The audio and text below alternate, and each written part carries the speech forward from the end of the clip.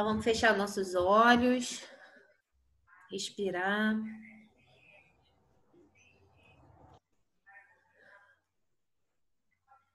Iniciamos hoje o nosso estudo, pedindo o amparo, o acolhimento e a proteção, a inspiração do nosso amado Mestre Jesus, Mãe Maria, dos nossos amigos espirituais,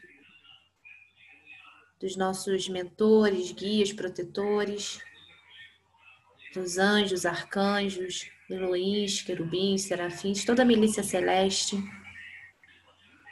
a todos os orixás, ponto base, ponto verde, na regência e frequência dos tronados e coroados.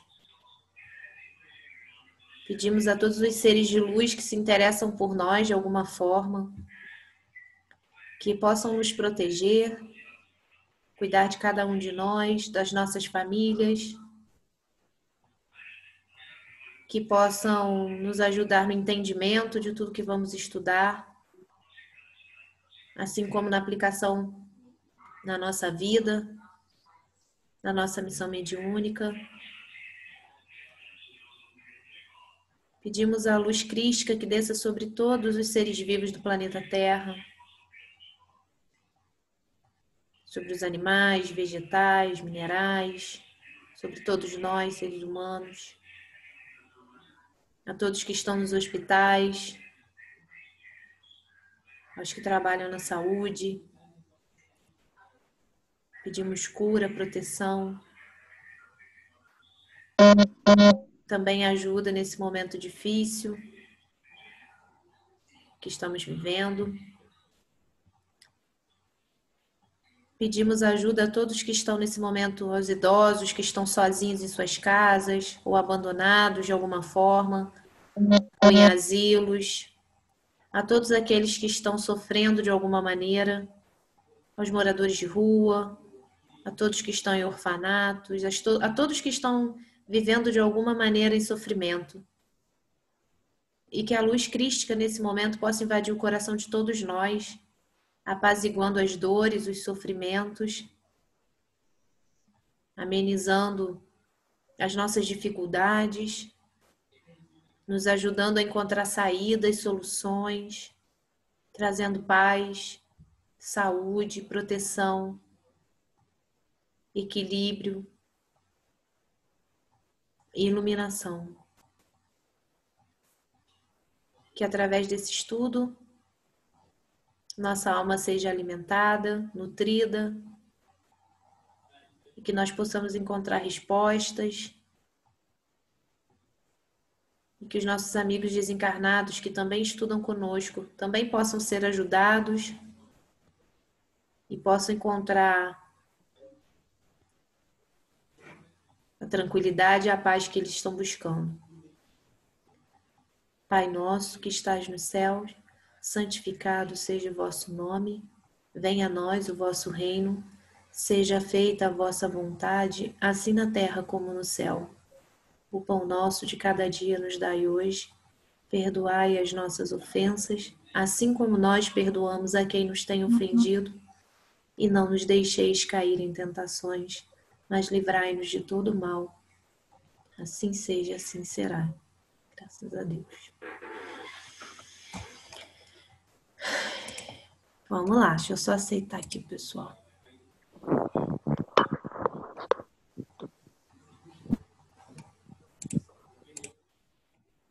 Vou compartilhar com vocês a nossa apostila. Hoje a gente vai para o capítulo 11. Vamos lá. Então, vamos lá. Então, hoje no capítulo 11, a gente começa a ver, continua vendo, na verdade, né? Porque a gente já vem falando sobre isso, sobre a influência moral do médium e do meio. Então, a gente começa com uma introdução de Kardec, né, no livro dos médiuns, no item 226, onde ele faz uma indagação, né, aos benfeitores espirituais. E aí ele começa com a pergunta: o desenvolvimento da mediunidade está em relação com o desenvolvimento moral do médium? E aí os benfeitores espirituais respondem que não, que a faculdade mediúnica propriamente dita, ela é orgânica, ela não depende da moral do médium. mas o mesmo acontece com o seu uso, que pode ser bom ou mal, dependendo dos valores morais do medianeiro. Então, nessa assertiva, né, os espíritos colocam a mediunidade como uma função neutra, né, como um sentido, como se fosse o nosso sexto sentido, né? E por si só, a faculdade mediúnica, ela não depende da moral, da inteligência, da cultura, né, da pessoa, né? Isso ocorre porque ela é orgânica, ela é radicada no nosso organismo, né? Então, assim, todos nós somos médiuns em algum grau, né? E o que vai fazer com que o exercício da nossa mediunidade seja bom, produtivo ou não, aí sim vai ser a nossa moral. Então, no entanto, o que se pode conseguir com a mediunidade, os efeitos dela decorrentes, irão sofrer uma influência decisiva dos valores éticos do medianeiro.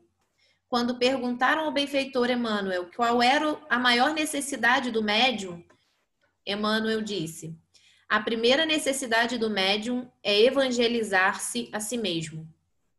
E vencer nos labores mediúnicos e vence nos labores mediúnicos o médium que detiver a maior carga de sentimento, a maior carga de amor, né? Então, quando ele fala evangelizar-se a si mesmo, é tudo que a gente vem falando até agora, mas que é importante que a gente tenha essa consciência, né? Porque a gente precisa de estudo, precisa de conhecimento, mas não só isso, né? Acho que evangelizar a si mesmo vai muito além, né? É observar o Cristo, o Evangelho do Cristo e tudo aquilo que os Espíritos nos ensinam e que a gente tente aprimorar isso dentro da nossa vida. Às vezes a gente percebe, inclusive, né, nos trabalhos mediúnicos entre os médiuns, né, uma dificuldade muito grande, porque quanto mais conhecimento, muitas vezes maior o ego, quando deveria ser o contrário, quanto mais conhecimento, menor o ego, né? Porque a gente entende que a gente não sabe nada e que a gente está aqui, né? Nós somos um cisquinho aqui aprendendo, precisando evoluir. E muitas vezes a gente percebe justamente o contrário. Quanto mais a pessoa conhece, mais às vezes ela quer subjugar o outro, quer se colocar acima do outro, ou quer mostrar que tem mais conhecimento que o outro, né? Então a gente precisa ter essa consciência, que a primeira necessidade do médium é evangelizar a si mesmo. E aí, então, a gente consegue também ajudar outras pessoas. Então, falando da afinidade fluídica e da sintonia vibratória, os benfeitores espirituais nos fazem ver que os fenômenos mediúnicos também são regidos por leis severas, inflexíveis, né? Qual ocorre com as demais e que não se submetem às nossas vontades. Então, existe uma lei, né? Existe uma lei a que nós estamos submetidos. Então, quando às vezes a gente fala assim, não precisa ter medo, porque se a gente faz o trabalho dentro de um espaço, né, protegido, com energias ancoradas, com proteção espiritual, a gente não precisa ter medo, não vai acontecer nada de ruim ali, nós estamos protegidos, né? Só para exemplificar. Existe uma lei que rege o nosso universo e que rege o fenômeno mediúnico, né? Então, Allan Kardec, só um minutinho que tem alguém mandando aqui um chat. Tô gravando, Ale, obrigada. É bom me lembrar, porque senão eu esqueço. Obrigadão. Então, vamos lá. Então, Kardec, ele orienta que para se comunicar, o espírito desencarnado se identifica com o espírito do médium.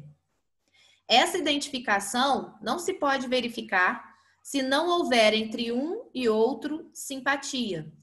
E se assim é lícito dizer-se afinidade. A alma exerce sobre o espírito livre uma espécie de atração ou de repulsão, conforme o grau de semelhança existente entre eles. Essa afinidade ou simpatia apresenta duas condições distintas: a afinidade fluídica ou sintonia vibratória, afinidade moral. E a gente vai ver um pouquinho de cada uma dessas, né? Então, assim, só para reforçar. Então, o espírito que se comunica através de nós, de alguma maneira, através da nossa mediunidade, né? É um espírito que, de alguma forma, simpatiza conosco, né? Com a nossa energia, seja nossos fluidos, os fluidos que produzimos, ou por conta de uma sintonia vibratória, pela nossa moral. Então, muitas vezes também a gente percebe que não é o excesso de conhecimento que vai nos tornar bons médiuns, né? Médiuns com possibilidade de sintonizar com bons espíritos. O que vai fazer com que a gente sintonize com bons espíritos é a nossa evolução, a qualidade dos fluidos que nós produzimos, a nossa afinidade moral, né? A nossa melhoria moral. Então, começando a ver aqui a afinidade fluídica, né? Ela é de natureza estrutural, uma disposição inata do organismo que não depende dos valores morais, gostos, tendências do espírito e do médium. Então, a facilidade das comunicações, nesse caso, né, quando o espírito se aproxima por afinidade fluídica, né, vai depender da categoria de semelhança existente entre os fluidos, né, que também vai estabelecer a intensidade da assimilação fluídica e a maior ou menor impressão causada ao médium. Assim, determinado médium pode ser um bom instrumento para um espírito e um mau instrumento para outro espírito. Disso resulta que dois médiuns igualmente dotados e postos um ao lado do outro, né, um espírito que se dispõe à comunicação mediúnica se manifestará por meio de um e às vezes não do outro médium. Então, ele escolhe de acordo com os fluidos que aquele médium oferece naquele momento, né? Onde ele não escolhe aquele onde ele não encontra a aptidão orgânica necessária. Então, a questão fluídica faz com que o espírito se aproxime e use determinado médio, determinado fluido daquele médio, porque é aquilo que ele precisa naquele momento. Mas a proporção que o médium exercita-se no trabalho mediúnico desenvolve e adquire qualidades necessárias para a realização dos fenômenos e entra em relação com um número maior de espíritos comunicantes. Então, quanto mais a gente trabalha, quanto mais a gente se exercita, quanto mais a gente se desenvolve, né, é muito mais fácil a gente adquirir as qualidades necessárias para realizar os fenômenos que a mediunidade precisa, que às vezes os espíritos comunicantes precisam no momento para atender as pessoas que estão ali. Então, com muita frequência, o contato entre o espírito e o médium se faz gradativamente, com o tempo, né? Então, quando o espírito se comunica com o médium, a gente percebe... Só um minutinho, gente, que eu estou aceitando o pessoal aqui. Então, esse contato ele vai acontecendo aos poucos, né? Com o tempo. Então, raramente ele se estabelece desde o primeiro momento. Então, e o contato antecipado que ocorre mesmo antes da sessão mediúnica tem o propósito de provocar e ativar a assimilação fluídica, fase esta que o espírito Manuel Filomeno de Miranda denomina de fase de pré-imantação fluídica e que vem atenuar as dificuldades existentes. A gente até falou um pouquinho disso no outro estudo, né? Porque o que acontece? O espírito ele vai aos poucos se ligando ao médium com quem ele vai trabalhar, com quem ele vai usar aquele fluido, né? E muitas vezes ele já se conecta com esse médium, né? Antes mesmo da sessão mediúnica, como nós falamos, né? Da mesma forma que os obsessores, que os espíritos que precisam de ajuda se conectam conosco, também os espíritos que vão ajudar já começam ali a assimilar todos os nossos fluidos para realizar, né, aquilo que precisa ali no momento do exercício da mediunidade, do atendimento. E aí a gente vê também quando os espíritos se afinizam conosco através da sintonia vibratória, que seria a afinidade moral.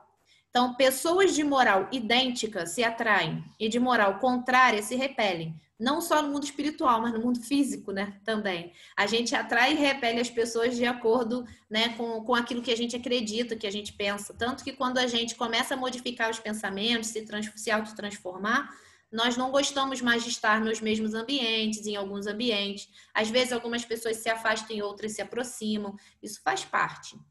Então, fundamenta-se essa lei no princípio de que para um espírito assimilar os pensamentos de outro, necessita estar emitindo ondas mentais na mesma frequência vibratória. Como nós já falamos, né? Tudo é energia, né? São frequências, são ondas energéticas. Então, o nosso pensamento também gera ondas mentais, né? São energias, são frequências vibratórias. Então, para que a gente se afinize com o espírito e o espírito conosco, é necessário que os nossos pensamentos tenham algo em comum, que a gente tenha uma moral, né, que se identifique com aquele tipo de espírito.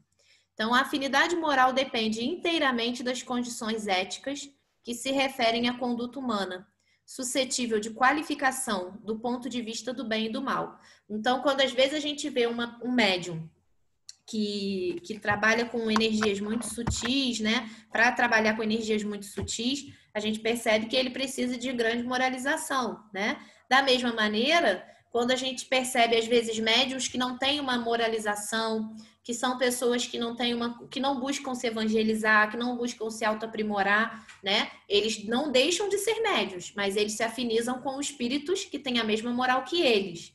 E aí é algo que a gente precisa pensar muito. Porque às vezes a gente procura centros espíritas ou procura orientação em alguns templos, em alguns espaços, né? Com pessoas que às vezes não têm uma moral mais elevada, que não buscam moralização, né? Que não buscam se evangelizar, que não buscam se aprimorar. E aí a gente sabe que o tipo de espírito que ele atrai, que ele sintoniza, são espíritos semelhantes, ou, né? Ou seja, mais inferiores no sentido de pensamento, de sentimento, de condições éticas, de moral mesmo, né? E aí, como esse espírito tem condições de orientar e de ajudar a outra pessoa, a gente precisa ter esse crivo também, né? Até quando a gente procura ajuda, né? Então, através da afinidade moral, o espírito comunicante e o médium se fundem na unidade psicoafetiva da comunicação. O espírito aproxima-se do médium e o envolve nas suas vibrações espirituais, né? Então, através dessa afinidade moral, né, nós conseguimos aí uma união, né, dessa esfera, de toda essa energia psicoafetiva que acontece na comunicação, né, no momento da mediunidade, ali do exercício da mediunidade, né? E aí o espírito comunicante ele se aproxima, envolve esse médium nas suas vibrações para que o exercício da mediunidade de fato aconteça, o fenômeno mediúnico aconteça. Então, agora a gente vê aqui o médium na reunião mediúnica. Então, procuremos examinar de que forma os esforços que o medianeiro empreende em seu crescimento íntimo, os seus dotes morais, estarão influenciando nos labores mediúnicos, né? Então, assim, os nossos esforços, né, dentro do nosso crescimento íntimo, da nossa moralização, vão influenciar muito no nosso trabalho mediúnico. Então, por isso é tão importante, né, a gente buscar sempre o autoconhecimento, a reforma íntima, autoaprimoramento, sempre alto, né, sempre dentro da gente, sempre pra gente, né? A gente tem uma tendência muito a olhar fora, né, a julgar e criticar fora, mas a gente precisa não julgar e nem criticar, mas autoaprimorar aquilo que está dentro da gente, né, e melhorando aquilo que a gente puder. Dessa forma, o nosso exercício mediúnico vai ser muito melhor. Então, na autenticidade da comunicação. A autenticidade de uma comunicação é um dos maiores escolhos da prática mediúnica.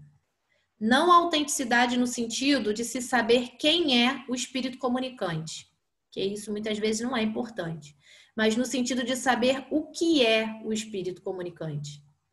Então, se é um espírito sério ou se é um espírito zombeteiro, se é um espírito leviano ou interessado em aprender, se ele é bondoso ou se ele é irresponsável. E só existe uma forma de se reconhecer a natureza de um espírito, através da impressão que seus fluidos causam no medianeiro. Então, a gente consegue perceber ali como o espírito envolve, né, o médium no momento ali da comunicação mediúnica, seja a manifestação de que forma for, né? O médium sente os fluidos daquele espírito que vem. Então, através dessa impressão do que você sente através, né, desses fluidos, você pode identificar a natureza desse espírito, né? Se causa mal-estar ou não, né? Porque os espíritos, eles podem falsear a aparência, eles podem falsear a voz, o seu estilo, né? Mas nunca conseguirão falsificar ali, né, nos enganar através dos fluidos que eles produzem. Então, a gente consegue perceber. Muitas vezes, no atendimento mediúnico, quando a gente faz o encaminhamento ou a doutrinação de algum espírito, né? Muitas vezes eles querem enganar a gente e eles tentam se passar, né, por outros seres, por seres mais evoluídos, ou mais inteligentes do que são, ou mais capazes do que são, com mais poder do que têm, né? Muitas vezes eles tentam se esconder, muitas vezes, ali na situação do trabalho ali de doutrinação, de encaminhamento. E aí, quando a gente consegue prestar atenção, né, em como nós sentimos aquela presença, em como nós sentimos aqueles fluidos, fica mais fácil identificar se é um espírito, né, que precisa de ajuda, se é um obsessor, ou se é um espírito realmente de luz que está ali para nos ajudar, para trabalhar a cura, para nos orientar. Então é importante ficar atento a isso, porque eles podem enganar de qualquer forma, né? Mas os fluidos que eles produzem não tem como disfarçar, nem enganar. Então, os espíritos bons fabricam bons fluidos que causam no médium uma impressão agradável, uma impressão prazerosa, de bem-estar. Os espíritos inferiores, por sua vez, produzem fluidos pesados, densos, que vão proporcionar ao médium uma impressão desagradável. No entanto, para registrarmos as características de um fluido espiritual, é necessário que nós comparemos esses fluidos com os nossos próprios fluidos, né? É necessário que haja um choque de impressões para que possamos registrar qualquer acontecimento exterior. E aí a gente começa a pensar, né? Quando a gente começa a trabalhar a nossa reforma, né? O autoaprimoramento, a gente começa a perceber coisas que não condizem com aquilo que a gente acredita, né? Não, se hoje você olha para uma situação de injustiça e consegue perceber que aquilo é uma injustiça, significa que de alguma maneira, né, você já superou esse conhecimento, você já passou por essa fase, né? A gente só consegue identificar a sombra quando a gente está na luz, né? Porque elas são ali opostas, mas caminham juntas. Se eu não consigo perceber em mim a minha sombra, né, eu vou sentir o fluido da mesma maneira, o fluido do espírito da mesma maneira, a mesma maneira. Por quê? É igual. Então, eu não consigo perceber que é algo negativo ou não. Por isso que a moralização é tão importante, para que esse choque de impressões aconteçam, né? Porque quando vem um espírito mais iluminado, um espírito mais evoluído, a gente percebe a sensação de bem-estar, é agradável, né? A gente se sente bem, se sente leve, se sente feliz, né? Sente preenchido, né? Cada um tem uma sensação, mas é uma sensação muito prazerosa, muito, muito boa, de amor, né? De paz. Ao mesmo tempo, quando a gente tem a impressão de um fluido negativo de um obsessor ou de um espírito, às vezes, que vibra mais ainda no negativo, na dor, no sofrimento, traz um incômodo. Mas se eu tenho uma sensação parecida com aquele espírito, eu não vou conseguir identificar, porque a gente entra em ressonância, né, com aquele sentimento. Então, sendo assim, um médium excessivamente ligado à usura, ao apego, às coisas materiais, que venha receber a comunicação de um espírito avarento, por exemplo, né? Nada de penoso sentirá com a aproximação desse espírito, pois os fluidos se equivalem. Então, quando a gente não cuida da nossa moralização, a gente acaba entrando muito em ressonância com esses espíritos que estão na mesma frequência vibratória e a gente, às vezes, nem consegue perceber, né, que está sofrendo uma influência ali, porque os fluidos são iguais, são que se equivalem, né? Podemos, então, deduzir que quanto mais elevado moralmente for o médium, mais facilmente ele vai identificar os fluidos dos espíritos desequilibrados, caracterizando assim a sua natureza. Verificamos, portanto, que o grave problema das mistificações espirituais está diretamente vinculado às condições morais do médium, né? Então, quanto mais a gente conseguir se conhecer, se autoconhecer, né, saber o que realmente sente, como pensa e tentando aprimorar isso aos pouquinhos, né? Melhor para a gente, melhor para o nosso trabalho, para a nossa evolução. E mais sintonia, e sintonias mais puras nós vamos ter, puras que eu digo não no sentido de espíritos muito elevados, mas da gente conseguir de fato identificar com quais espíritos a gente entra em contato, a gente entra em comunicação, né? Não adianta, eu passo a semana toda esbravejando, xingando, brigando, com raiva, sentindo um monte de coisa ruim, e aí no sábado, no dia do trabalho, eu acho que eu vou ter ali a influência só de bons espíritos. Isso não acontece dessa maneira, apesar do Renascer ser um lugar protegido, lógico, né? A espiritualidade cuida de cada coisa, mas não adianta eu achar que tendo essa conduta, né, eu vou chegar lá no dia do trabalho e aí, como no passe de mágica, tudo vai acontecer e o espírito de muita luz vai vir trabalhar através de mim. Não é exatamente assim, eles não vão se afinizar dessa maneira. Na comunicação de espíritos superiores. Então, para que o espírito se comunique em uma reunião mediúnica, precisa encontrar um médium que se ache em sintonia com as suas vibrações mentais. Do contrário, né, o intermediário não conseguirá assimilar as suas ideias e seus pensamentos. Os espíritos superiores vibram em uma frequência mental muito alta. Daí a necessidade de médiuns bem equilibrados, sadios eticamente, para que possam permitir a sintonia vibratória e a comunicação torne-se uma realidade. Muitas vezes, os bondosos mentores dos nossos grupos mediúnicos desejam dar uma mensagem de incentivo, de estímulo, né? Às vezes os espíritos, né, bondosos, os nossos mentores que cuidam, os nossos protetores, né? Por exemplo, o mentor do grupo Renascer, às vezes eles querem passar mensagens de incentivo, de estímulo, de orientação, mas às vezes não conseguem encontrar um médium em condições morais para essa comunicação. Então, algumas vezes, quando essas mensagens são muito importantes, o espírito superior pode atuar à distância, tendo como intermediário um outro espírito em condições vibratórias menos elevadas. Então, seria uma telemediunidade, como eles dizem, né? Eles chamam esse processo. Como é que o espírito faria? Esse espírito superior, ele joga essa ideia, né? O espírito do médium capta essa ideia, né? Reduz essa frequência em ondas mentais, né? Para que o médium encarnado consiga assimilar a mensagem. Então, é feito todo um processo de comunicação, de condensação ali, de diminuição de vibração, né? Para que aquela mensagem chegue até o médium, porque o médium não conseguiria captar a mensagem direta do espírito superior, de um espírito muito iluminado, né? Então, na qualidade da comunicação. O espírito Erasto, no item 230 do Livro dos Médiuns, ele compara a mediunidade com uma máquina de transmissão telegráfica, afirmando que, da mesma forma que as influências atmosféricas atuam negativamente nas transmissões telegráficas, os recursos morais do médium poderão perturbar a transmissão das mensagens além-túmulo. Então, vamos verificar que a moralidade do médium, os seus recursos intelectuais, a sua cultura, são elementos que terão uma participação efetiva nas comunicações espirituais. Sabemos que os espíritos se utilizam dos valores do médium na elaboração da sua mensagem. Assim sendo, quanto mais aproximados forem esses recursos, mais facilidade vai encontrar o espírito. É como se nós fôssemos ali uma caixa de ferramentas, né?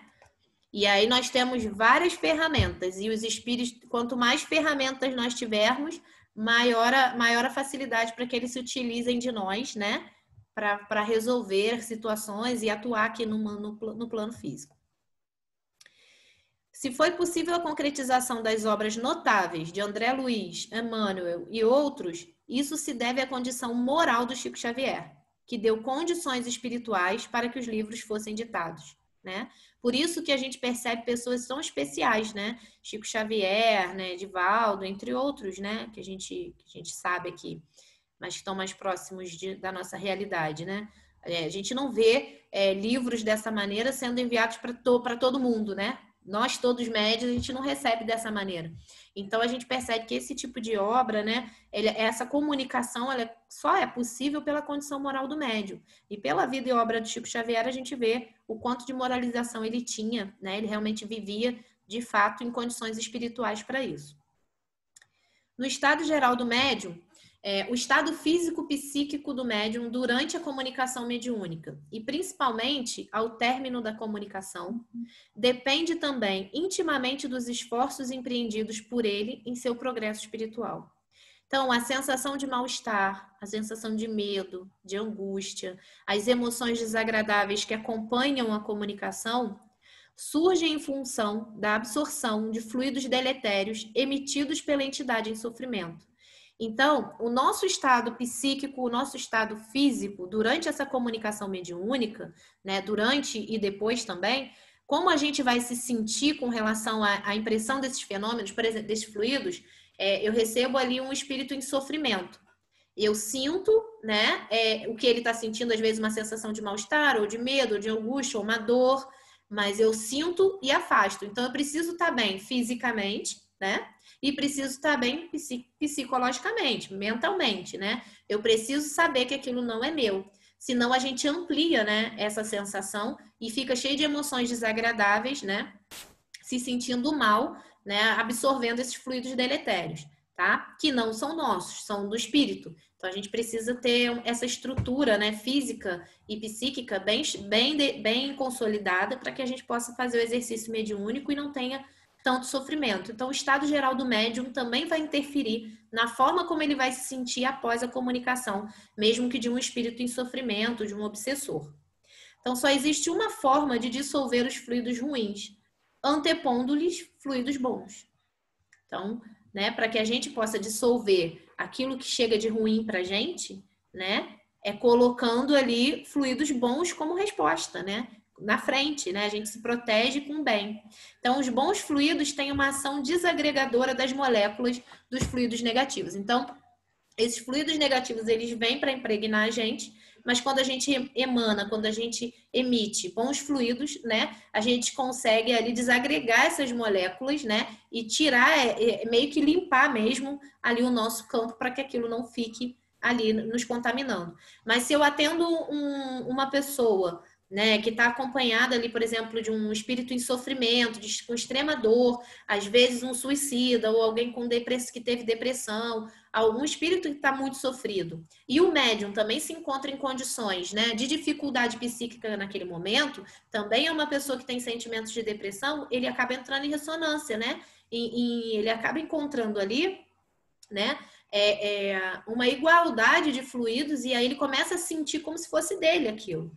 Né? E na verdade é uma impressão do espírito, mas que encontrou uma ressonância. Por isso o nosso estado geral ele é muito importante. Né? O nosso autocuidado, a consciência de que estamos bem ou não para o trabalho, né? A gente precisa ter sempre isso na nossa cabeça. Tanto fisicamente quanto psiquicamente, né? Psicologicamente falando. Então, portanto, quanto mais sadia do ponto de vista moral for a vida do médium, melhores serão seus fluidos que mais rapidamente vão neutralizar as vibrações pestilentas dos comunicantes, devolvendo ao medianeiro a sensação de bem-estar e de tranquilidade íntima. Então, quanto mais a gente se conhece, quanto mais a gente se aprimora, esse é o segredo, né, da mediunidade e é o nosso caminho, né? O autoconhecimento, autotransformação, reforma íntima constantes. Né? Esse é um trabalho que a gente não vai parar nunca. A gente precisa sempre trabalhar isso, até para a nossa própria proteção, né? E também para neutralizar todas essas vibrações densas com que a gente entra em contato, sentir um bem-estar e tranquilidade. Então, quando a gente está no trabalho mediúnico, né? E algumas pessoas dizem, eu saí mal, saí pesado, saí carregado, né? A gente escuta vários tipos de comentários nesse sentido. Observa como você estava se sentindo naquele dia, né? Será que você estava bem, estava preparado para o trabalho? Será que não tem nenhuma ressonância, né, do que você está sentindo com os espíritos com quem você fez trocas fluídicas durante o trabalho, né? E aí, como é que você faz para sair bem desse trabalho, né? Emanando bons fluidos, fazendo prece, oração, mudando o padrão de pensamento, né? Então, é a melhor maneira da gente dissolver, né? Neutralizar essas moléculas ali de energias mais deletérias, né? Para que a gente se sinta bem, tá? Então, na doação de fluidos salutares. Quando uma entidade sofredora é levada a uma reunião de trabalhos mediúnicos, deseja-se, obviamente, que ela seja orientada e esclarecida pelos doutrinadores. No entanto, deseja-se também que esta entidade venha receber energias boas, fluidos salutares do grupo mediúnico, mas principalmente do médium. Denomina-se este encontro espírito sofredor, mas fluidos do médium de choque anímico, né? Então, quando os fluidos do médium encontram-se ali com os fluidos do espírito sofredor, nós chamamos de choque anímico. Então, essas energias sadias absorvidas pela entidade durante a comunicação terão um papel fundamental em sua recuperação espiritual, limpando os seus centros de força e revigorando suas forças combalidas pelos pensamentos deprimentes. Então, por que é tão importante, né, a gente doar esses bons fluidos? Né? Porque isso tudo vai ser usado também, não só a doutrinação e o esclarecimento, mas esses fluidos também são usados para fazer com que o espírito se sinta melhor. Né? Então, às vezes, né, o próprio doutrinador faz um comando de que, às vezes, ele está sentindo dor e aí pede para que seja amenizada aquela dor, né, para que ele seja refeito alguma parte do corpo, ou que ele pare de sentir alguns, né, vem com sensações, inclusive, do pós-morte, né, da morte, de sufocamento, e sente alguma coisa, né, específica, como se ainda tivesse ali o corpo físico. E aí esses fluidos vão ajudar a amenizar esse tipo de sofrimento, né, e aí vão fazer com que eles se sintam um pouco mais em paz até para conseguir receberem a doutrinação, ser esclarecidos, né? Então, essas energias sadias absorvidas pela entidade durante a comunicação terão um papel fundamental em sua recuperação espiritual, limpando esses centros de força e revigorando essas forças combalidas, né, pelos pensamentos deprimentes. Então, vai trabalhar todos os chakras, todos esses centros de força. Então, os nossos fluidos bons, né, quando a gente começa a doar, para que a gente possa doar esses fluidos bons, né, a gente precisa viver bem, né? Só tem bons fluidos quem vive bem. Quem vive só com pensamento negativo, quem vive só na vitimização, na dor, no sofrimento, na raiva, na inveja, né? Na competição, nos sentimentos que são os mais mesquinhos dos seres humanos, não tem como dizer que vive bem, né? Vive sempre em desequilíbrio. Como que a gente vai doar um fluido bom, positivo, para ajudar nesse choque anímico que vai refazer aquela entidade? Então, o médium ele tem um papel muito importante em todos os trabalhos, né? Por isso é tão importante a gente entender a mediunidade e saber como lidar com isso, né? Porque, assim, é mais sobre mim do que sobre o outro, né? É mais sobre o que eu posso oferecer, mais sobre o que eu posso doar, mais sobre o que eu tenho, né? Porque eu só posso dar aquilo que eu tenho. Se eu não tenho um bom fluido, se eu não produzo um bom fluido, se eu o tempo todo estou na negatividade, no pessimismo, com certeza eu não vou conseguir viver bem, né? E aí eu não consigo doar os fluidos que seriam necessários naquele momento. Então, na obsessão. A obsessão é um problema que o médium vai se defrontar durante toda a vida. Então, médiuns notáveis, portadores de faculdades mediúnicas extraordinárias e que vieram a cair drasticamente por influenciação obsessiva. Só existe uma forma de precatar-se de um processo obsessivo, vivendo de tal forma que os espíritos da sombra não possam atuar em nossos campos mentais. O que é muito difícil, né? Porque a gente oscila a nossa forma de pensamento, somos humanos. Mas tendo conhecimento, a gente sabe que a gente pode fazer um exercício todos os dias de tentar trabalhar a nossa energia, né? Para que a gente mantenha o nosso campo mental mais elevado, né? Para que a gente consiga viver o mais afastado dessas sombras possível, né? Porque nós todos somos passíveis de sofrer obsessão em algum momento, né? Ou em vários momentos.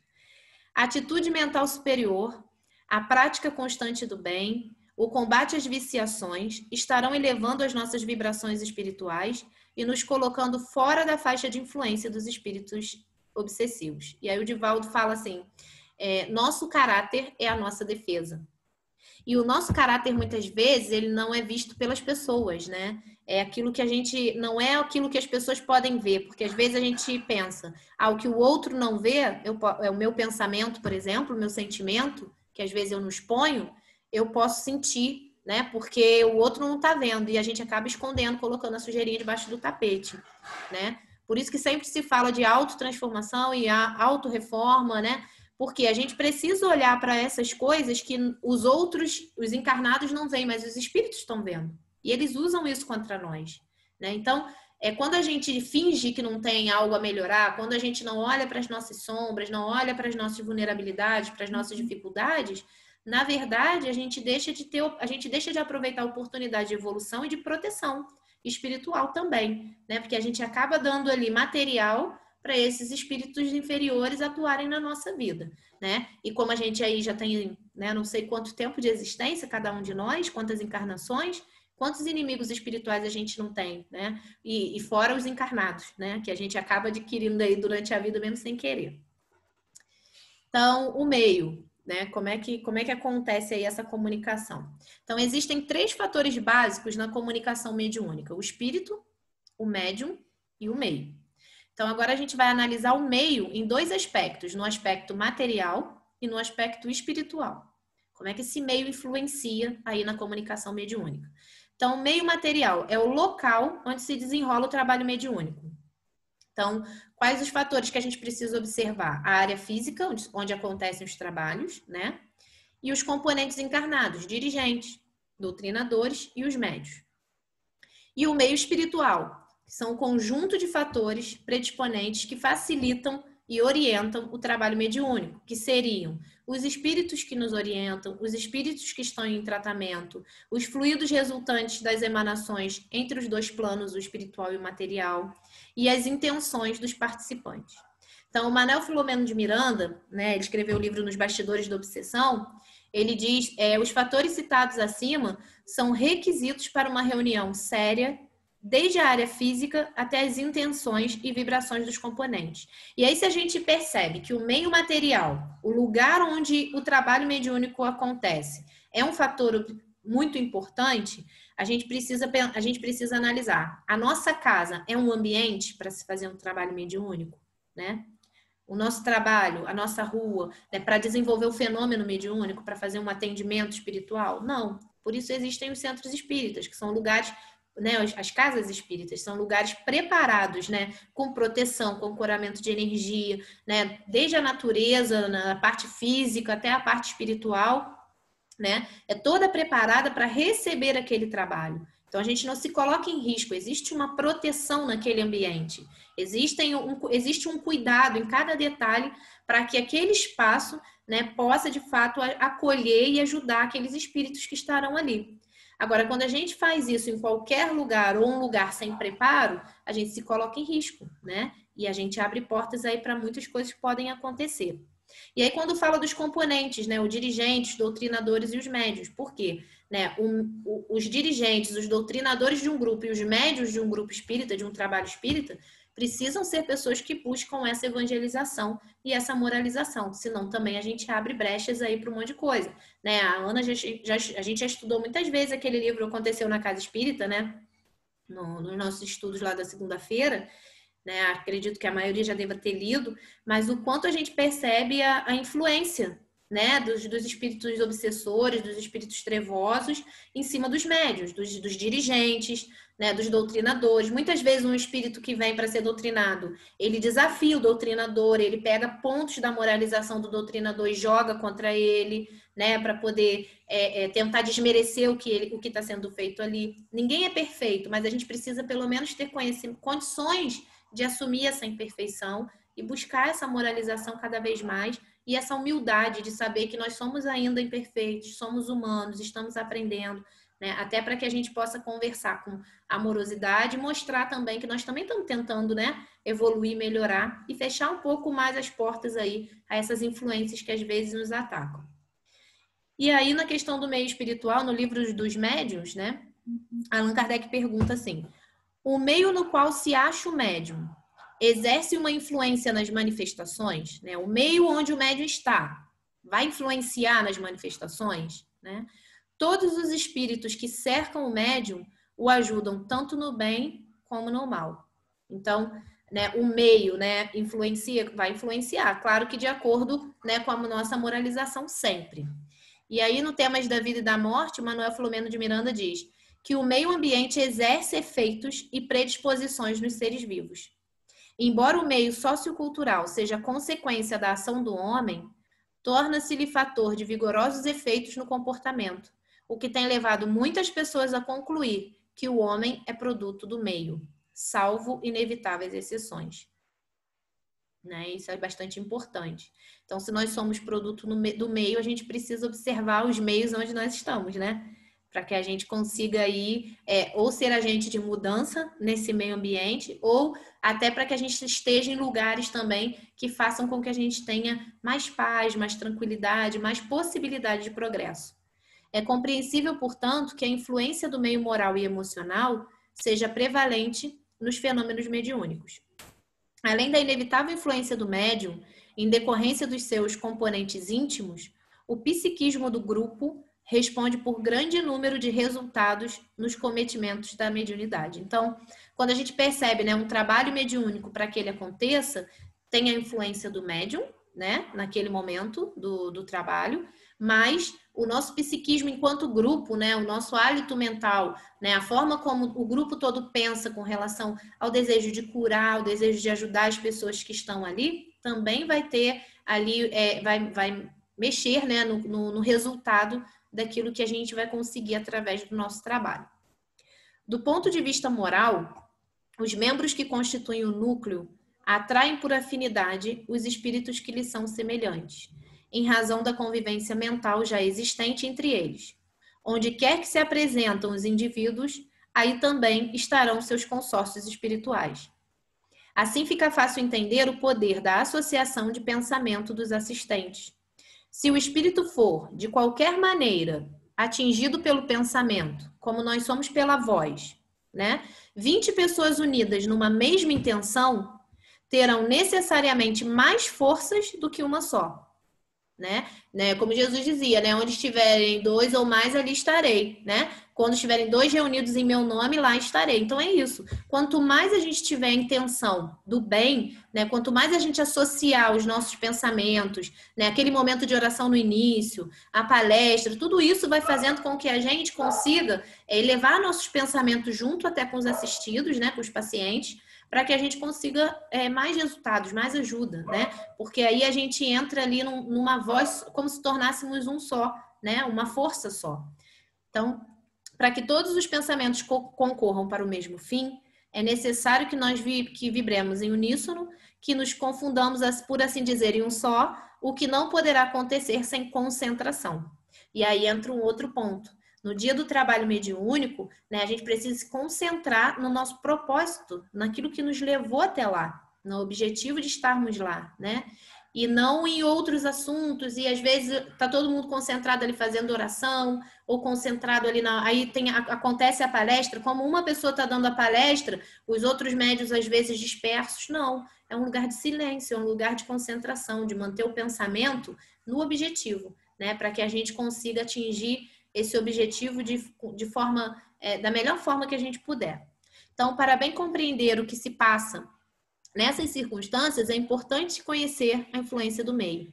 É necessário representar cada indivíduo como que cercado por um certo número de companheiros invisíveis que identificam com o seu caráter, os seus gostos e suas tendências. E aí Kardec, no Livro dos Médiuns, diz assim: uma reunião é um ser coletivo cujas qualidades e propriedades são a soma de todas as dos seus membros, formando uma espécie de feixe. Ora, esse feixe terá tanto mais força quanto mais homogêneo for. Então, quanto mais homogêneo forem os nossos pensamentos e a nossa união e o nosso propósito no trabalho, mais forte vai ser o nosso trabalho, mais luz a gente consegue emitir, a gente consegue ajudar, né? Por exemplo, no estudo, nós estamos aqui hoje, né? Todos com o mesmo pensamento, querendo aprender, outros que já sabem, querendo compartilhar o que já sabem, outros querendo ouvir novamente, porque querem rever algum conteúdo, mas todo mundo com o mesmo pensamento, né? De aprender, de evoluir, de ajudar o próximo, sempre com pensamentos de luz. Então, quanto mais a gente vibra junto, né, nesses pensamentos, mais força, mais luz a gente atrai, né? E mais luz a gente emite também. Todos os componentes da reunião são acompanhados de espíritos de luz, que lhes são simpáticos.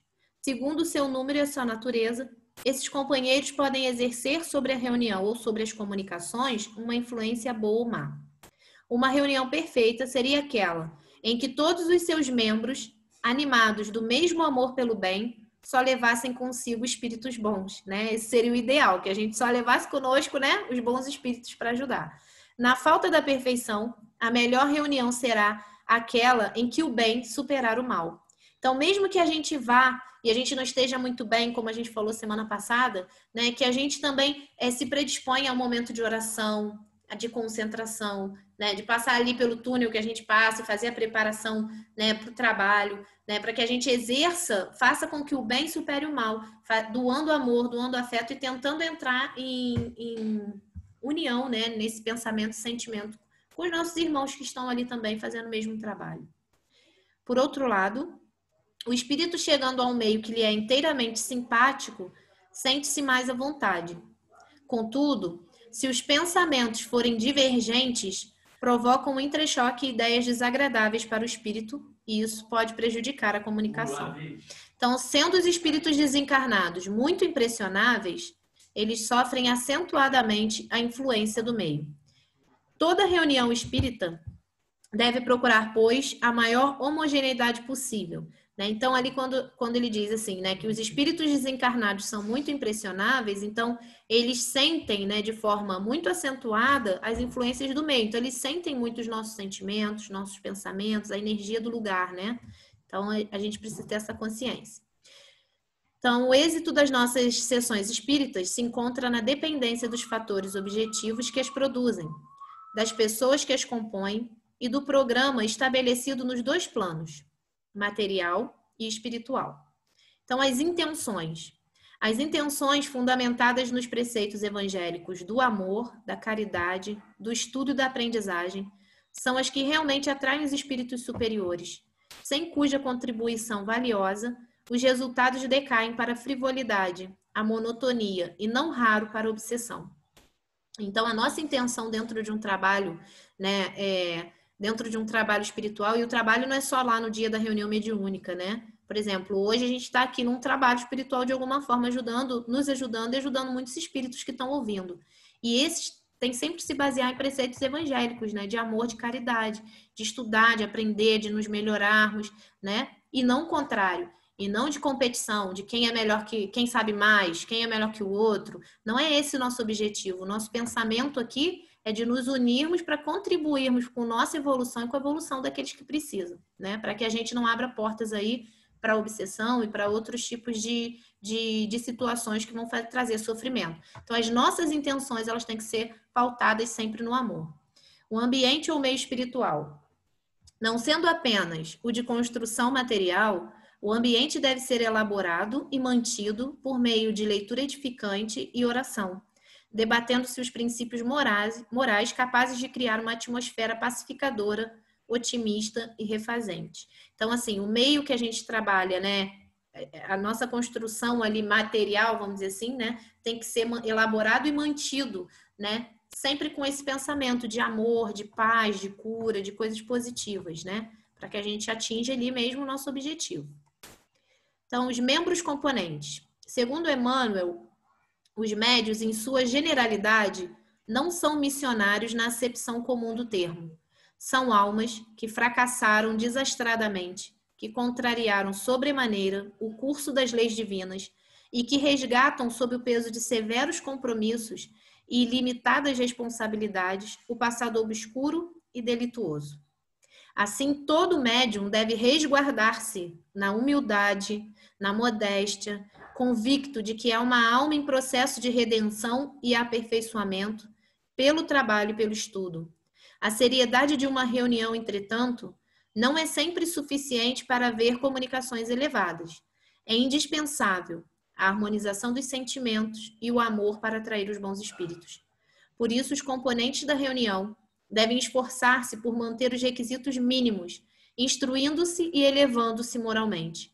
Os médios deverão manter disciplina interior, equilibrando suas emoções, seus pensamentos, palavras e atos, para se tornarem maleáveis às instruções dos espíritos superiores. A faculdade mediúnica não os isenta das responsabilidades morais imprescindíveis à própria renovação e esclarecimento, o que irá facilitar a sintonia com os mentores da reunião e melhores condições de exercerem a enfermagem libertadora aos espíritos trazidos para o tratamento. O dirigente deverá possuir os requisitos mínimos para liderar o grupo mediúnico, que são amor, boa vontade, estudo e atitudes corretas. Segundo André Luiz, o dirigente deverá ter devoção à fraternidade, correção no cumprimento dos deveres, fé ardorosa, compreensão, boa vontade, equilíbrio, prudência e muito amor no coração. Os doutrinadores devem igualmente evangelizar-se estudando a doutrina e capacitando-se para atender e elaborar nos diversos místeres do serviço de esclarecimento e tratamento espiritual. Na mesma linha de deveres dos médiuns, não poderão descurar do problema psíquico de sintonia, a fim de estabelecerem contato com o dirigente do plano espiritual que supervisiona os empreendimentos de tal natureza. O doutrinador exerce a posição de elemento terra, o mediador consciente da espiritualidade, que deverá analisar os problemas e as ideias de modo equilibrado. Está passando uma fase de só ler. Oi, gente, alguém falou alguma coisa aí?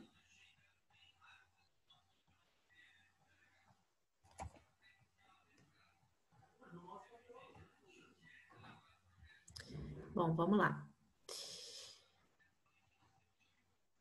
O doutrinador exerce a posição de elemento terra, o mediador consciente da espiritualidade, que deverá analisar os problemas e as ideias de modo equilibrado e inteiramente lúcido, revestindo-se com as luzes do Evangelho de Jesus e em coerência com os ensinamentos codificados por Kardec.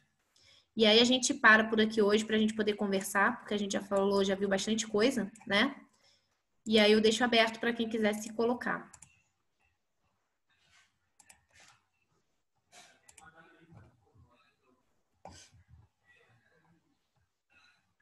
Gisele, Oi, Posso tirar uma dúvida? claro. Olha só, quanto à evolução moral do médium, no trabalho, quando ele faz o contato com o espírito sofredor, com um fluido mais denso, não há a sintonia vibratória. Então, esse contato é feito porque o espírito sofredor é trazido pela espiritualidade Sim, sim. independe do médium. Isso. Porque ele Uhum. precisa de ajuda, né? Aí as qualidades do médium é que vão passar os bons fluidos Isso, para o espírito exatamente. sofredor. Era Isso aí. essa a dúvida. Eu entendi no finalzinho, quando você falou que a espiritualidade conduzia, né? Trazia, fazia Sim. esse trabalho. Uhum, isso Tá mesmo. certo. Isso aí. Obrigada. Nada. Ana, você quer falar alguma coisa? Pedro? Mais alguém? Quando você fala em energia, você fala em fluidos, é um conjunto de atuações do nosso corpo físico com várias formas de... Nós temos da alimentação, transforma em produtos químicos, esses produtos químicos geram certas energias e todo esse arcabouço de grandes quantidades de energia, a parte mental, outra energia, a parte dos chakras, outras energias, é um conjunto de atuações que a gente chama de fluidos, tá certo? Mas, em verdade, se nós analisarmos, é necessário, então, você ter uma alimentação própria, você ter pensamentos próprios, você tem que ter sentimentos próprios, os teus chakras têm que gerar, dentro de cada atuação, uma função necessária. Então, é um conjunto de situações que você, como médium, precisa trabalhar. Mas, na verdade, a gente entendeu que o médium faz a mediunidade com o intuito de se resgatar, principalmente. Então, não é dado mediunidade, potencialidade nesse aspecto, porque o ser é muito evoluído, porque o ser tem muitas energias, não simplesmente é porque, de fato, precisa desse tipo de energia, que daí engloba tudo que eu falei. Então, ele precisa desenvolver isso e esse será o seu benefício. Não que ele vai trabalhar objetivando somente a isso. Ele vai trabalhar porque ele precisa disso e se equilibra. Seria assim, não? Uhum. Enrolei muito? Desculpa. Não, eu entendi bem. Não sei se todo mundo... Alguém quer colocar para complementar o que eu havia comentado? Isso que você falou, que tem que estar com uma energia muito alta, Ramatiz, ele gerava uma quantidade de energia que seria impossível o médium na Terra ter a potencialidade de assim receber aquele tipo de energia. E ele tinha um intermediário encarnado, que era o Hercílio Mais. Mas ele tinha um desencarnado, que era o Atanagildo, que recebia as energias de Ramatiz e fazia a modulação, ajustava a frequência do Hercílio para fazer aquilo que se precisava transmitir por parte de Ramatiz, né? Uhum. E, como você falou, em verdade, o médium ele tem que estar assimilando muito necessariamente compatível com aquele mentor. E ele disse, uma certa feita, foi perguntar para Ramatiz se era satisfeito o Hercílio Mais, né? Aí ele diz assim, atende. Exílio Matos era o médium que recebia, atende. Mas se não for, já tem outros 4 esperando, adequados a essa nova realidade. Então, na verdade mesmo, o Hercílio ele tinha algumas imperfeições pessoais, mas ele detinha capacidade de absorver aquilo que, de fato, precisava para atender ao trabalho do Ramatiz, que é o mentor. Então, o que eu quero mostrar é que há uma ingerência médium, mentor e outras energias no sistema para tudo se coadunar numa possibilidade de um trabalho bastante eficaz. É isso aí. Nós não somos perfeitos e eles vão adequando, né, Pedro? Isso aí. Alguém fala? Em relação aí, o que a Maria Luísa falou, realmente não é que... Porque aí o médium poderia dizer assim, eu estou recebendo espíritos sofredores, espíritos com dificuldade, será que a minha sintonia está baixa? Será que eu estou com sensações, eu não estou preparada? Eu estou fazendo um esforço tremendo para me melhorar, mas será que... Então, pode confundir o médium, mas é isso mesmo, Maria Luísa. O próprio Chico falava que a mediunidade de incorporação junto aos sofredores era da maior caridade. Esse tipo de mediunidade que dá passagem aos espíritos sofredores é de muita caridade, porque esses espíritos, às vezes, estão séculos na espiritualidade, num sofrimento absurdo. Então, só o fato dele incorporar, às vezes, é um alívio, esse choque anímico que a Gisele falou, esse choque anímico é importantíssimo, uma sensação de alívio, das coisas irem para o lugar, de conseguir pensar, sair de cristalizações mentais. Então, é de muita caridade, né? Então, não é porque o médium ele está exercendo uma péssima sintonia, ele não se melhorou, não. É porque ele realmente está fazendo um trabalho de grande caridade, né? Nós percebemos que muito poucas vezes vem mentor. O que vem são sofredores. Assim como Jesus falou, ele não veio para atender senão aqueles que são doentes. Então, nós estamos lá trabalhando com o objetivo de atender esse nível de energia desses seres. Porque quem está bem não precisa vir, não vai ser atendido. Vamos pegar, sim, aqueles que estão muito deficientes e vamos completar as situações. A gente usa aquela técnica, né? Perfeito, usando a mente para executar. E ele fica perfeito mesmo, porque está trabalhando no corpo astral. Uhum. Então, nós estamos trabalhando para ajudar aqueles que estão em desalinho, desenergizados.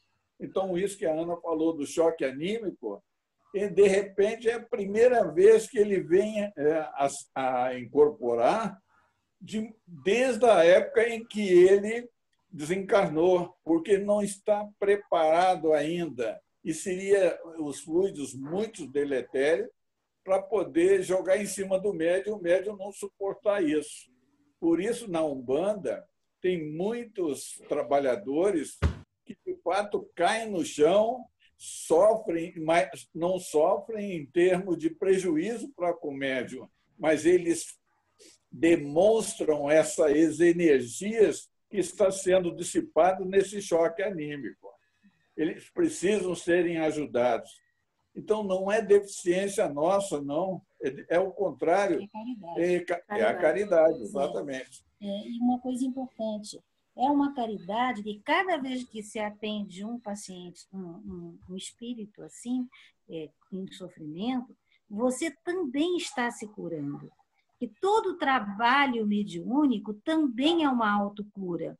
Então, às vezes, um médium recebeu, por exemplo, um espírito suicida.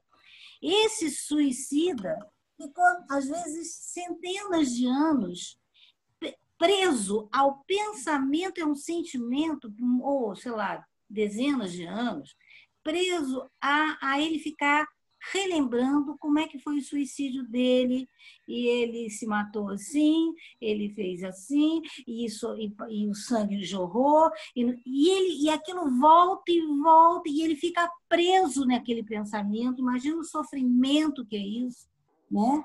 Os mentores, os socorristas, às vezes chegam perto, mas ele não vê, ele está numa vibração tão ruim, ele está com pensamentos tão sofridos, ele está com sentimentos tão desequilibrados e desagregados, que ele não consegue ver a equipe socorrista, os mentores perto, não consegue, ele está em outra sintonia, em outra vibração.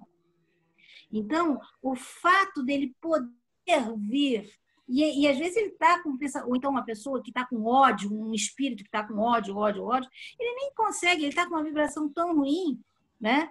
Então, quando ele consegue receber, um médium receber um espírito assim, ele se organiza, ele sai daqueles pensamentos, é como se ele pode falar através do médium o que aconteceu com ele pode colocar a mágoa dele, o sofrimento, o ressentimento que ele está, às vezes, sofrendo há muitos anos, né? E ter uma outra visão daquela situação que ele passou. Mas o que acontece quando eu digo assim, é uma cura para a gente mesmo? Porque também, às vezes, aquele médium sintonizou com aquele espírito, mesmo que seja um suicida, mas, às vezes, o próprio médium, em outra vida, foi um suicida. Então, por isso, ele tinha uma base energética que podia até trazer aquele espírito sofredor.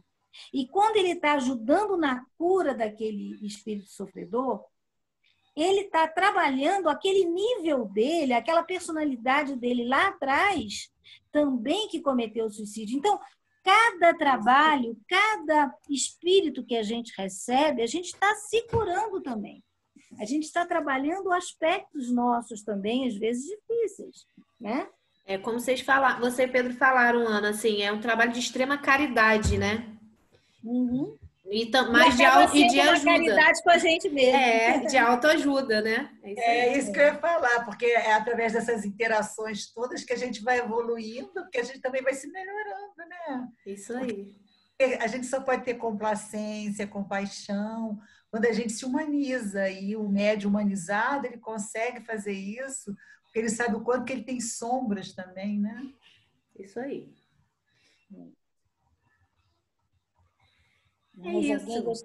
Mas alguém gostaria de comentar? Queria falar uma coisa. Por exemplo, uma pessoa, um médium, né, que tem uma conduta ruim assim durante a vida dele, bebe muito e fuma, não sei o quê, ela só vai atrair espíritos negativos, pesados? Não necessariamente, não. Depende da moralização dele, né? Assim, depende do nível de sentimento, padrão de pensamento, né? O fato dele beber e fumar não quer dizer que ele vai ser uma pessoa moralmente que não consiga, né, atrair aí com a ajuda dos bons espíritos, né? Vamos analisar isso. Veja só. Se você for igual a ele, o que de bom você pode doar para ele? Então, normalmente, são energias que você vai transmitir para ele se autotransformar. Se aquele que mesmo já teve ontem, ele ainda tem resíduos que precisam serem corrigidos. E esses resíduos vão fazer prejuízo até a entidade. Talvez eu pensaria o que você está colocando como até ao contrário. A pessoa que tem esse tipo vai ser benéfico para ele a força de vontade de se autotransformar se ele efetivamente deixou aqueles vícios que você acabou de colocar. Porque ele precisa, o espírito incorporado, que vem a incorporar, ele precisa ter energias novas, pensamentos novos, formas novas de se autotransformar e não refazer tudo aquilo que ele já está envolvido, tá certo? Mas sim, os iguais também se atraem. Esses iguais vão ser tratados. Então, tudo tem... E a gente tem que imaginar que é o nosso lado do médium e do incorporador e do doutrinador e do que está vindo para receber a recepção. Você tem um grupo também de entidades que vão dar todo o apoio, vão ajudar, vão fazer, vão mudar, vão ligar energias que a gente até desconhece da própria natureza, das profundezas do planeta. É tão complexo esse processo, mas o objetivo é esse, é resolver problemas, né? É complicado, não é tão simples assim. Preferencialmente chega. Não vai ser isso, não. Sim. Quando você fala isso, eu vejo assim, exatamente, porque nem necessariamente não é aquele que bebe, que fuma, que às vezes pode não ter a intenção no seu coração de fazer uma coisa melhor. Às vezes é ninguém que fuma, que ninguém bebe, talvez moralmente ele não esteja com o coração aberto na sua intenção de receber aquele espírito, né? Eu vejo também dessa forma. E lógico que ele precisa evoluir para que ele se melhore. Mas o que falou que necessariamente é isso. Eu acho que a receptividade dele em relação ao que ele está fazendo ali, amorosamente, é que vai contar, né? Logicamente. Ter um presente para ele também, porque ele também vai evoluir, né? Exato, e você tocou num ponto bacana, Sheila, porque, de fato, né, assim, viciações todos nós temos, e às vezes a gente não tem uma viciação aparente, né? Uns têm o vício da comida, outros têm o vício da inveja, outros têm o vício da maledicência, do ciúme, da possessão, qualquer um, né? A bebida e o cigarro são vícios aparentes, que a gente consegue ver, né?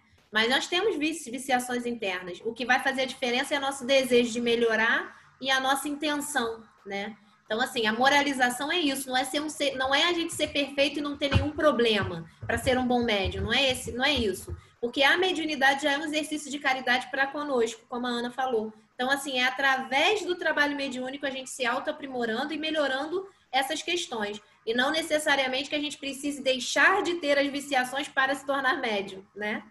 Principalmente o não julgamento, né? Isso aí. Agora, tem muito uma boa coisa, pergunta. A própria mediunidade, se você é um médium que está querendo se melhorar, que está querendo fazer diferença e querer realmente ajudar, ele sabe que tipo de energia, as energias dele vão ser doadas. Então, o fato dele ser médium, ele também vai fazer um esforço, de repente, até de uma purificação maior, porque ele vai estar também consciente de que ele está doando energias. Então, que tipo de energia eu estou doando? Então, de repente, ele vai conseguir começar a fazer renúncias. Crescimento evolutivo com isso, né? Isso aí. Então, é um crescimento para ele. Que renúncia, de repente, amanhã eu tenho um trabalho, daqui a 2, 3 dias eu tenho um trabalho lá no Renascer. Então, eu vou ficar sem beber, de repente, vou ter que... não vou fumar. Isso aí. Quer dizer, é um trabalho, quer dizer, a própria mediunidade, se ele está consciente disso que nós estamos estudando hoje, ele vai em busca dessa melhora, de uma purificação, porque ele sabe que ele é importante, que ele está doando energias importantes para a cura de seres, né? Isso Eu aí. me lembrei agora que essa pergunta que a Letícia fez, bastante importante, Letícia, que, na verdade, quando você está tratando você não está tratando só de você está tratando de um grande conjunto de seres. E aquela sua doutrinação, aquela tua forma de atuação, de doutrinação, de médium participante, do ambiente em si, ele está envolvendo um grupo, de repente, de um bolsão kármico, daqueles envolvidos na bebida, no sexo, ou o que for. E aquilo também não fica parado, porque nós não temos...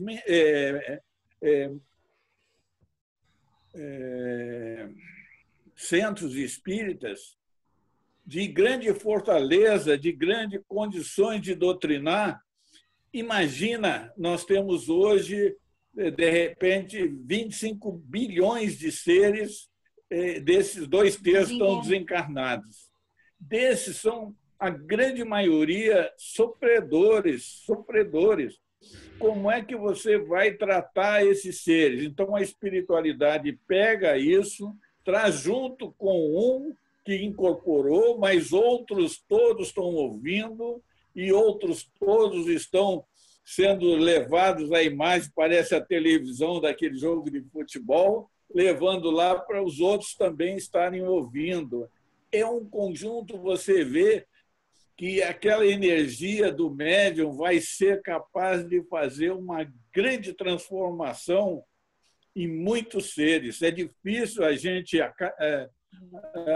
aquilatar qual é o tipo de resultado daquilo que está vindo. É muito sério. Então, exige de nós, como foi falado do Hermínio de Miranda, muito conhecimento, muito entendimento, muita doação, muito sentimento, muita emoção, um envolvimento muito grande.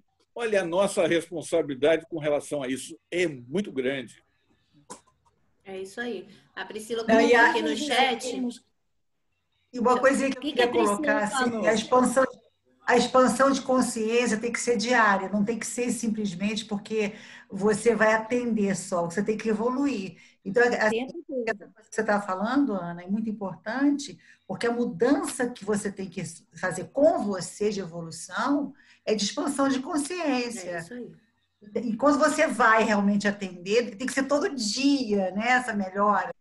Não é só antes do atendimento mediúnico. Eu acho que é um processo contínuo de você saber que você tem que se melhorar, que você tem que abandonar os vícios. Você está certa. Só que, quer dizer, o ser médium e saber a responsabilidade que ele tem vai ser um motivador inicial até para dar um pontapé em muitas situações. Sim. Com certeza. A Priscila colocou aqui que nem... com amorosidade quântico. Sempre, né, Sheila? A Priscila colocou que nem todo dia a gente consegue segurar todas as nossas más inclinações, mas com certeza todo dia a gente luta para que isso aconteça. E é isso mesmo. É isso aí. Porque quando a gente estuda, às vezes dá uma sensação de que a gente precisa ser perfeito para fazer o trabalho. Não.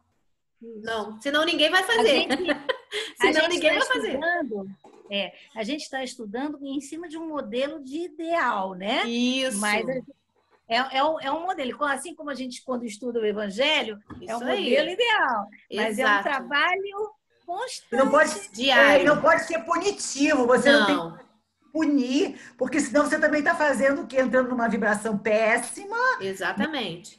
Com você, e você não vai nem vibrar amorosamente, porque você tem que se perdoar e saber que você está no processo.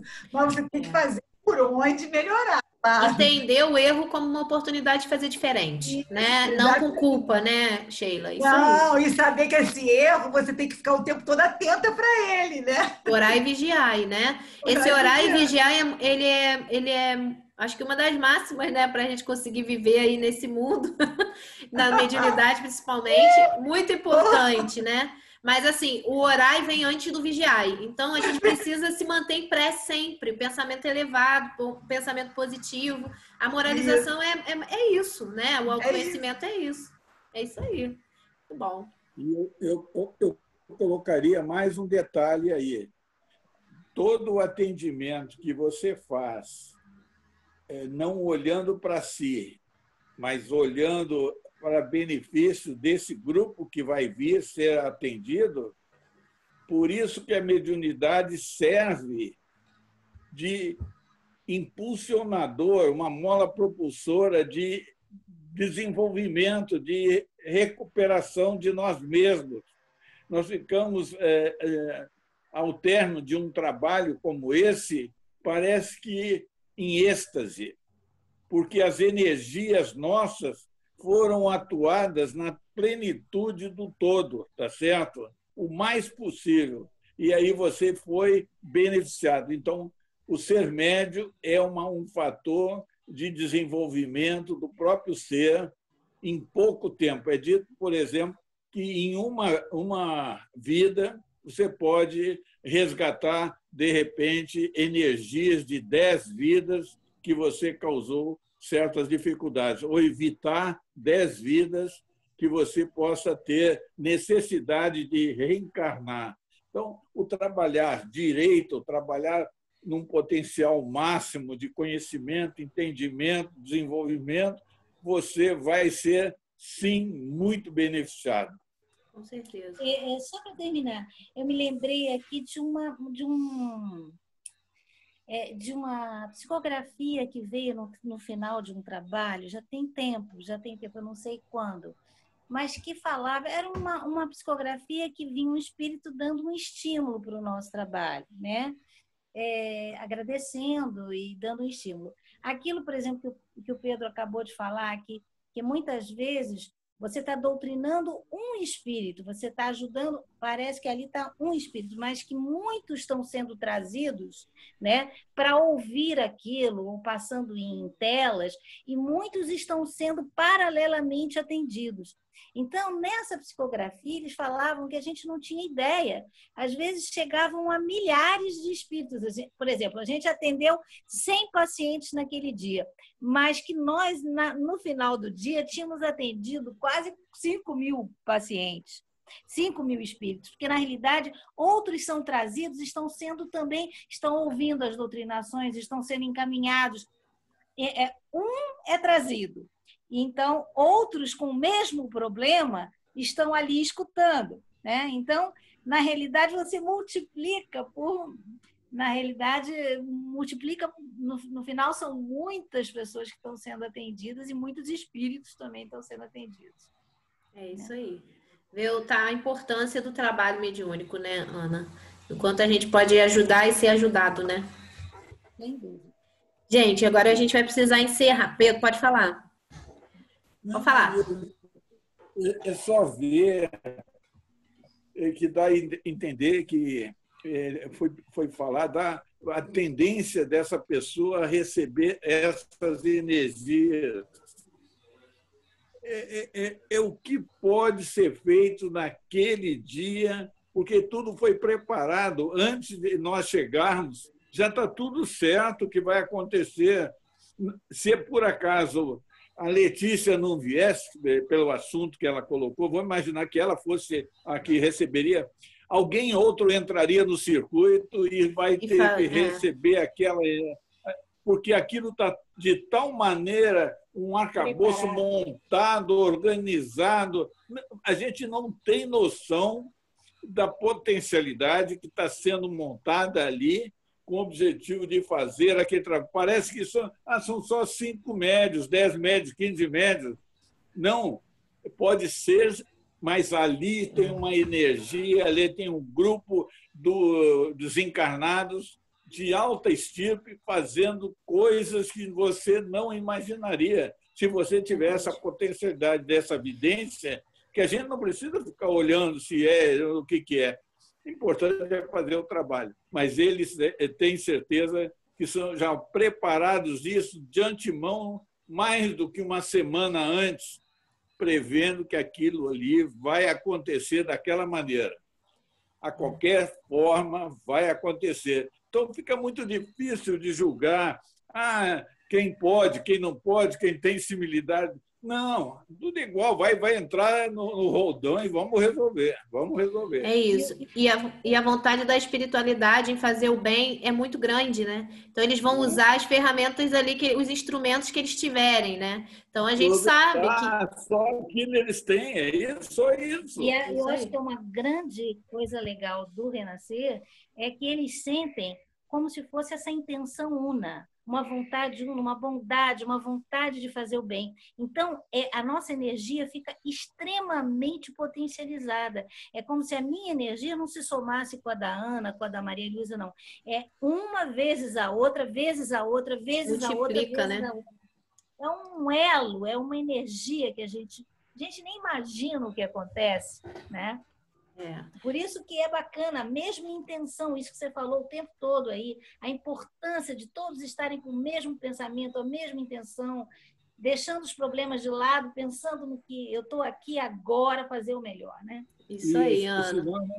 Se nós não viermos com esse projeto, nós complicamos o trabalho deles. A responsabilidade é nossa. É verdade. Seremos atuados, quer dizer, ao invés de eu renascer, achando que eu vou fazer um bom trabalho e vou, de alguma forma, ter benefício, eu vou ter malefício e fiz um trabalho péssimo, se eu não estou dentro do ambiente que é próprio. Eu estou baixando isso aí. Isso aí. Então, vamos lá, né? São 9 horas. Então, vamos lá. Não, eu ia falar mais uma meia hora. Pode, Gisele. Você sempre fala muito bem, acrescenta muito, Pedro. Não. Vamos lá. Então, vamos fazer nossa prece.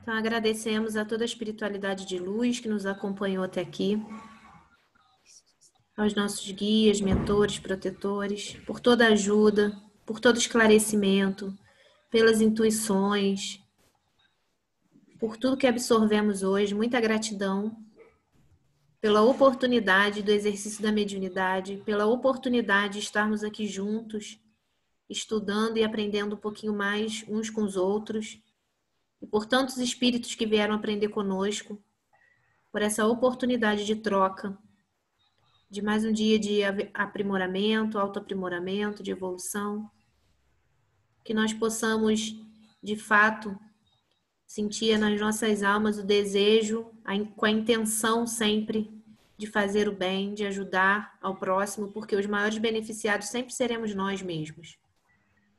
Então, muita gratidão a todos, que possamos sempre ser instrumentos de paz, de compaixão, de misericórdia, de cura na vida das pessoas. Que os nossos dons e talentos sejam usados sempre em benefício do próximo, a serviço do próximo, para que a gente possa ajudar o outro a ter uma caminhada mais feliz, mais amena. E que as nossas imperfeições também sejam acolhidas por nós com a mesma amorosidade. Que nós possamos caminhar cada dia um passinho a mais em busca desse autoaprimoramento, dessa evolução que a gente busca, né, nessas nossas vidas. E que Deus tenha misericórdia de cada um de nós, das nossas famílias. Ave Maria, cheia de graça, o Senhor é convosco. Bendita sois vós entre as mulheres. Bendito é o fruto do vosso ventre, Jesus. Santa Maria, Mãe de Jesus, rogai a Deus por nós, filhos e filhas de Deus, agora e na hora da nossa vitória, sobre os nossos erros, a doença e a morte. Seja assim, será em nome de Deus. Muito obrigada, pessoal. Fique com Deus, tá? Gratidão. Obrigada, Gisele. Eu que agradeço. Bom fim de semana. Obrigada, bom fim de semana. Beijo. Bom fim de semana. Obrigada. Tchau, tchau. Fiquem com Deus. Tchau, tchau.